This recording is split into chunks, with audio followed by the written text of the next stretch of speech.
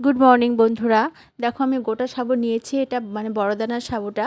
তোমরা ছোটো দানার সাবু দিয়ে পাঁপড় তৈরি করার চেষ্টা করবে। আমার ঘরে এটা ছিল, সেই জন্য এটাকে দেখো ভালো করে শুকিয়ে নিয়েছি এবং ওভারনাইট এটাকে জলের মধ্যে দিয়ে রেখেছি। তো পরিমাণ মতো জল দিয়েছি আমি, যে সাবুটা পুরোটা যেন সোক করে নেয়। তো পুরোটা সোক করে নিয়ে বড় বড় দানা হয়ে গেছে। দেখো এর মধ্যে আমি এখন লবণ দিয়ে দেবো, আর কিছু দেবো না। আর সমস্ত কৌটার যে ঢাকাগুলো হয় না, এগুলোকে আমি ধুয়ে পরিষ্কার করে নিয়েছি, একটু করে মানে তেল ব্রাশ করে দিয়েছি। দিয়ে আমি এগুলোর মধ্যে একটু একটু করে 1 চামচ করে দেবো, আর এটাকে ভাপিয়ে নেব।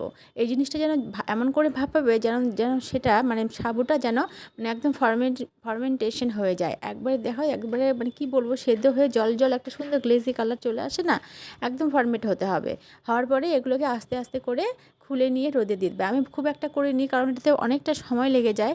আর বাকি সাবুটাকে আমি এরকম সমস্ত মশলা দিয়ে জাল করে নিয়েছি পাতলা করে, দিয়ে এটাকে রোদে দিয়ে দেবো, ঠান্ডা করে নেব, নিয়ে রোদে দেবো। জাল দিয়েছি এখানে, আমি দিয়েছি লবণ, লঙ্কার গুঁড়ো, গোলমরিচের গুঁড়ো, কালো জিরে আর এমনি সাদা জিরে দিয়ে। এটা শুকোতে আমার 2 দিন সময় লেগেছে কড়া রোদে। একদিনই শুকিয়ে গেছিলো, পরের দিন দিলে একটু মচমচে হয় সেই জন্য।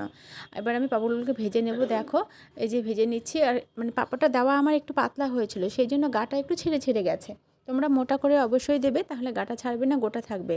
আর যে ঢাকার মধ্যে দিয়ে করেছিলাম না, কৌটার ঢাকার মধ্যে, ওই পাঁপড়টা কিন্তু খেতে খুবই সুন্দর হয়েছিল।